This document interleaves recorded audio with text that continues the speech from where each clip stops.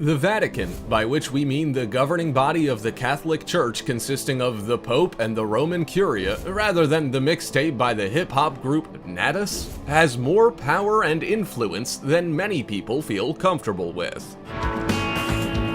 Founded way back in the 1st century, when an organization is that old, there's no denying that they might have some truly troubling secrets under their very tall hats. These are dark secrets the Vatican doesn't want you to know.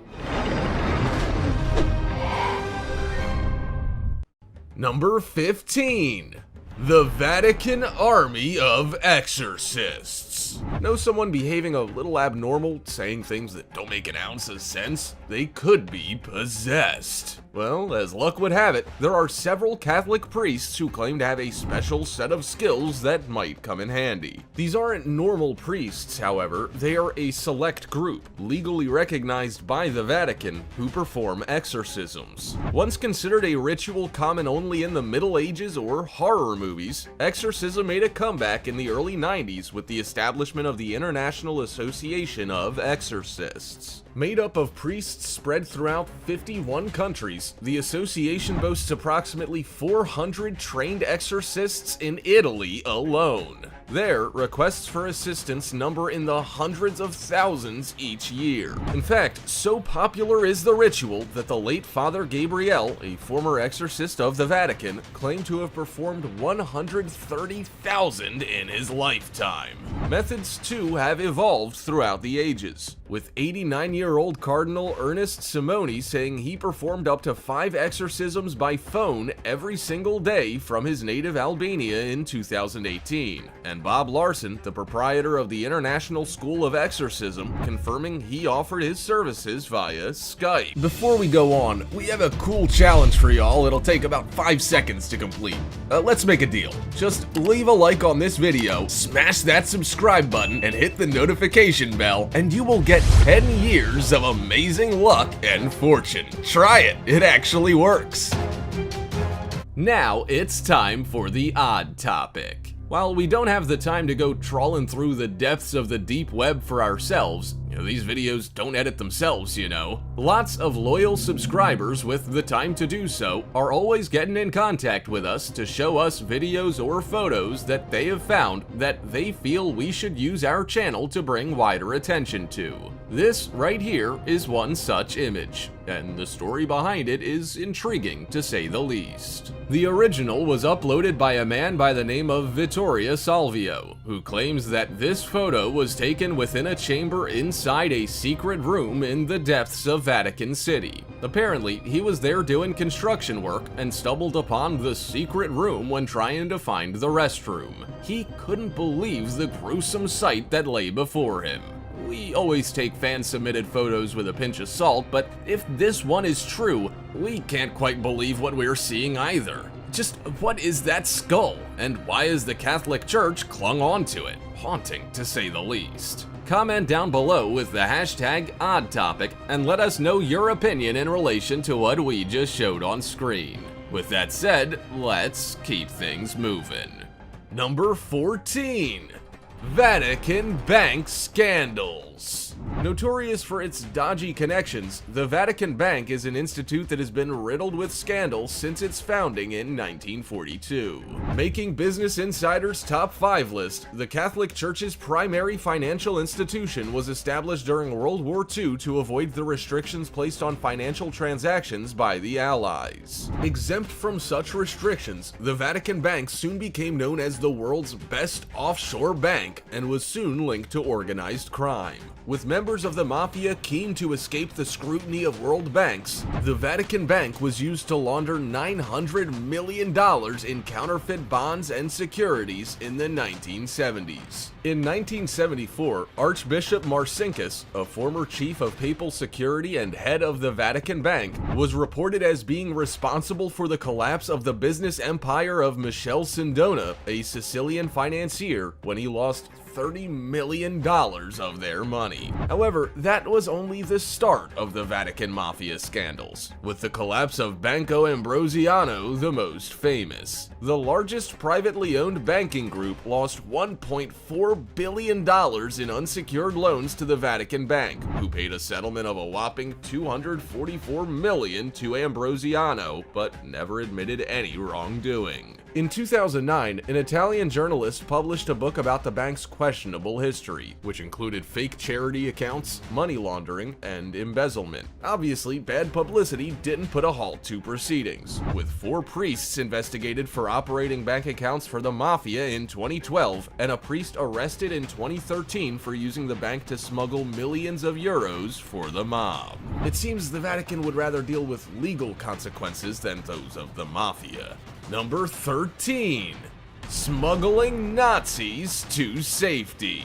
It comes as little surprise that following Allied victories in Germany at the end of World War II, the Nazis suddenly found Europe an inhospitable place to reside. Following this revelation, they began to seek refuge elsewhere with the help of both the Vatican and Red Cross. Now, this fact is surprising. However, it appears it may have been due to a genuine misunderstanding on behalf of the Red Cross, rather than unprecedented generosity. Thousands of internal documents in the archives of the International Committee of the Red Cross, ICRC, leaked to Harvard University research fellow Gerald Steinecker, throw light on how and why mass murderers such as Adolf Eichmann, Joseph Mengele, and Klaus Barbie were able to evade capture. Amid the post-war chaos, the Red Cross relied heavily on both Vatican references and Allied military checks in issuing travel papers, or 10-100s as they were known. Steinecker says the documents indicate that the Red Cross issued at least 120,000 of the 10-100s, and that 90% of ex-Nazis fled Europe via Italy. Whatever the reason, the Vatican Refugee Commission provided Nazi fugitives with false identities, and they have consistently refused to comment or release the relevant documentation from their secret archives. Pope Francis has promised to do so in 2020, so we don't have long to wait. Number 12. Rwandan genocide. A simple apology by the Pope in 2017 hardly seems enough for the significant death toll members of the Catholic Church are said to be partially responsible for in Rwanda back in 1994. Priests, clergymen, and nuns were believed to have hindered rather than helped members of the Tutsi ethnic group who were fleeing from the Interahamwe and local militias between April and July 1994. According to survivors and members of the Rwandan government, many of the victims died in the churches where they had sought refuge. Although several brave priests and nuns hid people in churches, rectories, and convents, there were others who, for reasons that are beyond comprehension, participated fully in the genocide. Father Sarembo, for example, ordered bulldozers to push down the walls of his parish, killing 2,000 people inside. And Sisters Gertrude and Maria led the Interahamwe to their convent and garage, where women and children were hiding. Both Father Sarembo and the sisters were prosecuted. However, many other priests and nuns escaped unscathed, and are no doubt still practicing today. Number 11. Terrible popes.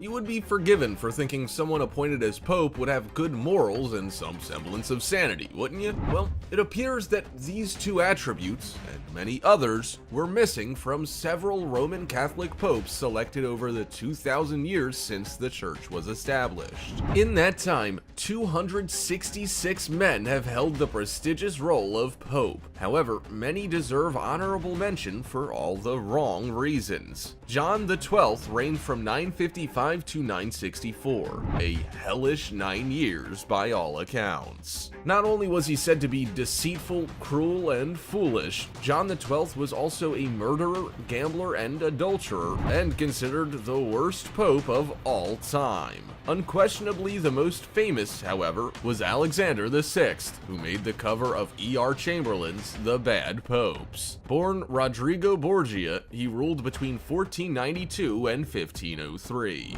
His family was one of the most powerful in Rome during the Renaissance. Well known for their criminal exploits, the Borgia family's life was brought to the big screen with the made-for-TV drama running over 2 seasons. His family connections clearly rubbed off on him, as Alexander VI was considered so power-hungry and evil that he was immortalized in Assassin's Creed 2. He was accused of murdering his political enemies, nepotism, and is said to have had numerous affairs that resulted in children. Pope Stephen VI ruled for just a year from 896 to 897 before being put to death following bizarre behavior that included interfering with a corpse. His hatred of his predecessor Formosus was such that he dug up his body and put it on trial. Pope Stephen screamed at the corpse, finding it guilty of being an illegitimate pope. He then proceeded to chop off its skeletal fingers, bury it in an unmarked grave, and then dug it up again, throwing it in the Tiber River. The population of Rome weren't impressed with this behavior, and Stephen VI was put to death. Formosus was reburied with full honor, and a new ruling was made that prohibited dead bodies being put on trial. Number 10. The Woman Pope? Legend has it that there was once a medieval woman who disguised herself as a man to secure the top job as head of the Roman Catholic Church. Pope Joan, or Pope John VIII, as was their official title, was elected following the death of Leo IV. The title was handed out as Pope John VIII had gained great respect as a teacher and scholar in Athens. However, rumor has it, Joan had traveled from Athens and, through an escalating series of dares, found herself elected as the Pope in Rome. The story takes a slightly bizarre turn from here as she was caught out. Having fallen pregnant, she gave birth in the middle of the road, with witnesses tying her to a horse, dragging her for miles to her death. Historians labeled the story as nothing more than a myth invented by early critics of the Catholic Church, and it's hard to argue with their logic. Number 9. Sexual abuse cases. Sexual abuse scandals have rocked the Catholic Church throughout the world, with thousands of stories of predatory priests disgracing the faith for many years. The first reports came to light in the mid-1980s in the United States. However, the most notorious cases in Ireland and Austria didn't emerge until the mid-1990s, with the case of disgraced priest Brendan Smith contributing to the fall of the Irish government in 1994. With no policy in effect to protect children or even require reporting of such crimes to the police, the Vatican City State's church leaders have been apologizing for the sins and crimes of their forefathers for decades. Forefathers and contemporaries, I'd say. In the US, determined reporting by the Boston Globe newspaper exposed the behavior of pedophilic priests to the world and prompted victims to come forward right throughout the globe. Several settlements were made by US dioceses to victims between 2000 and 2010, and in 2019, Pope Francis promised all abusers would be brought to justice. Number 8. Crime capital of the world. Vatican City has been labeled the crime capital of the world, with the crime rate a staggering 1.5 crimes per citizen.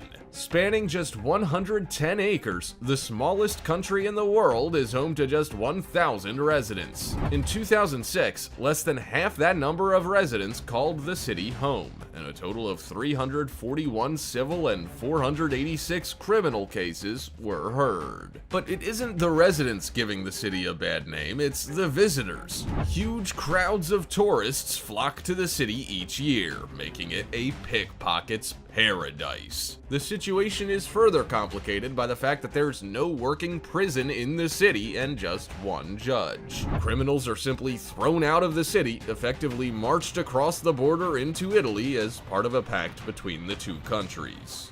Number 7. Is drinking a sin? If drinking were a sin, there would be a significant number of repentant partakers at the church confessional each week. Thankfully, it isn't, a fact that is no doubt met with relief from the residents of the Vatican City, who are said to consume more wine per capita than any other country in the world. As is the case with the crime rate, the per capita nature of the statistics does skew perceptions. However, The Independent reports that the average resident of the Vatican consumes 74 liters of wine per year. To put this figure into perspective, residents of the Vatican consume double that of the average resident of Italy and France, triple that of the average citizen of UK, and 6 times as much as the average American. Several demographic anomalies are said to be responsible for the figures, with the average Vaticano being an older, upper-class, and well-educated male. Residents are also more likely to eat in large groups, further contributing to a larger wine consumption. And of course, the frequent consumption of sacramental wine at communion doesn't help. Number 6. Pope Benedict XVI a Nazi? Born Joseph Ratzinger, Pope Benedict XVI was drafted into the German Anti-Aircraft Corps in 1943, whilst still in the seminary. The little-known fact that he once formed part of the Hitler Youth led some to question his character just prior to his election to the papacy in 2005, 3 days after his 78th birthday. As an Air Force child soldier, he completed training in Munich and worked in a BMW aircraft engine factory in Trostberg. Photographs show him in a paramilitary uniform in a factory populated by hundreds of slave laborers in striped concentration camp uniforms. Ratzinger is said to have deserted in 1945 and was sent to a prisoner of war camp for several months before being released and returning to the seminary. Prior to being elected as Pope Benedict XVI, he passed an investigation by the Wiesenthal Center, clearing him of any accusation of anti-Semitism. Number 5. The Duplessis Orphans. In the 1930s and 1940s, a conservative revolution led by Premier Maurice Duplessis ushered in an era in Quebec now known as the Great Darkness. Duplessis, with the support of the Catholic Church, rose to power throughout a period that was characterized by unprecedented corruption and repression. To help repay the favor, he created a bizarre money-making scheme that involved systematically diagnosing orphan children with mental illnesses they didn't have. The reason? Monetary gain. Subsidies for orphans amounted to just $1.25 a day, but mental patients were worth $2.75 per day instead. The situation for these children was dire, with many enduring unnecessary lobotomies, shock treatment, straitjackets, and abuse. Around 20,000 children were wrongly diagnosed, with many later bringing attention to their story and demanding compensation. The Duplessis Orphans, as they called themselves, pressured the Canadian government for justice, and were eventually granted a monetary settlement from the Quebec government. The Catholic Church is yet to apologize for its role in the scandal. Number 4. Guidelines for priests who father children. Until the 12th century, when representatives of several different Christian churches decided to change the rules, Catholic priests could marry. In addition to the ban imposed on marriage, priests were also expected to take a vow of celibacy, a vow that has been called into question throughout the years. One question that has arisen is, what happens if a priest fathers a child? In 2017, Ireland's Catholic Church published groundbreaking guidelines for priests, publicly admitting for the first time that priests do father children, despite the expectation they remain celibate. In 2019, CBS News interviewed Vincent Doyle, the founder of a support group for children of priests. His support group website, Coping International, is aimed at helping children of priests and currently has 50,000 users in 175 countries. Number 3. The Vatican's Secret Court. The Apostolic Penitentiary is a tribunal that hears cases regarding sins and was established by Pope Alexander III in 1179.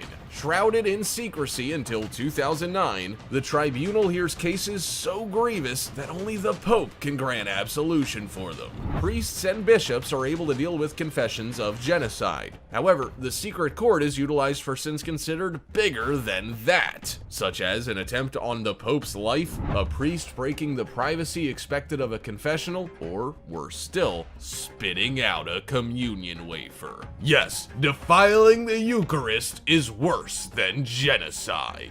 The Pope and the tribunal's head, the major penitentiary, decide on the punishment. The meetings are held in private as they are considered a matter of conscience and not for public debate. Number 2. Vatican Secret Archives. 53 miles of shelves containing 12 centuries worth of documents, named the Vatican Secret Archives, are certain to evoke all sorts of questions. And it's little wonder, given that they are only available to a select few to peruse, further heightening suspicion at what they may contain.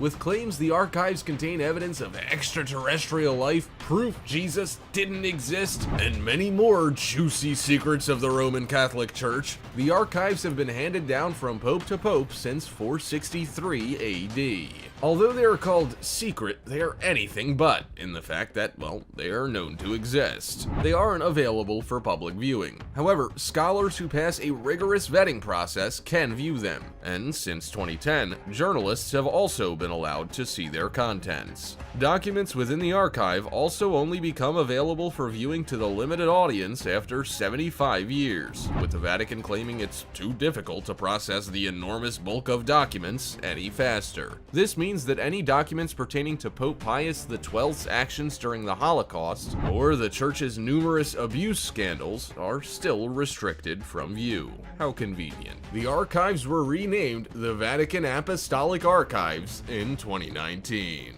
Number 1. Retiring popes. Imagine having to work until you die. As part of the Catholic dogma, most popes don't simply retire from the role. The job is only handed over to their successor upon their death. Of the 123 popes elected over the last 1,000 years, just 5 have resigned from the role. The first was Benedict IX. One of the youngest popes, he was assigned the role in his early 20s and is the only person who served multiple terms. Forced out of the papacy in 1036, he returned several months later, but then decided he wanted to marry. The role was handed to his successor, Pope Gregory VI, in May 1045. However, Benedict soon discovered the woman he held a candle for didn't feel the same. He reclaimed the title of Pope again in November 1047, lasting just a year before he was removed. The second pope to resign was the man who had temporarily replaced Benedict. Pope Gregory VI stepped down after a year at the urging of the bishops. Pope Celestine V resigned in 1294 after just 5 months in the role. His successor had him jailed for fear he would try to reclaim the papacy, and Celestine died 10 months later. In 1415, there were 2 popes in the Catholic Church, one in Rome and one in Avignon. Pope Gregory XII chose to step down in 1415 so the Pope in Avignon could be removed, and the Catholic Church could change the ruling. Pope Benedict XVI was the final pope to resign. He did so in 2013, citing health reasons. However, some believe he was forced out following leaked information that he was an ineffectual manager and was struggling with the need for transparency with the public. When it comes to religion, there aren't many who don't hold an opinion of sorts. Positive or negative, believer or not, religion has been the cause of many arguments throughout the years, some more serious than others, and none more so than the Roman Catholic Church. Founded almost 2,000 years ago, the church has certainly had its fair share of scandals, with this list of secrets adding further fuel to the fire. Also, check out our other cool stuff showing up on screen right now. See you next time!